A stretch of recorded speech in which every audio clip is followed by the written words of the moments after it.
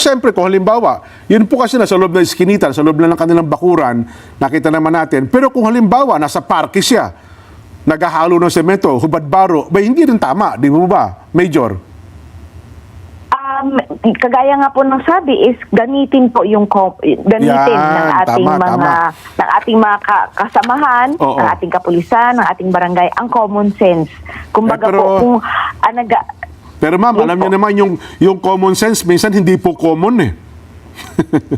Tama po, hindi po lahat ay nabibiyayaan ng common sense. Kung kaya po, yung ating, since hindi lang naman po ang nag-i-implement nito ay isang tao or barangay lamang or kapulisan. So kung halimbawa man po na isang grupo yan, joint activity or joint operation po yan, dapat po alam po nila pare-pareho. Kumbaga, meron po silang tamang knowledge or yun nga po, may common sense ang bawat isa na nandun na para i-implement po nila ng tama yung kanilang mga batas na gustong i-implement.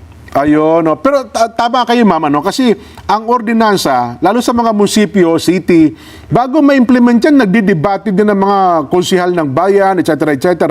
Kaya check doon, kaya ako naniniwala, meron pong detalyeng implementation doon yung guidelines, etc. etc. Siguro, ang bawat city na mag-i-implement ito, bago mag-implement, reviewin muna siguro, mama, no? Yung implementing rules and regulation nung ordinansa ng bawat munisipyo at bayan kung saan sila naroon, Major.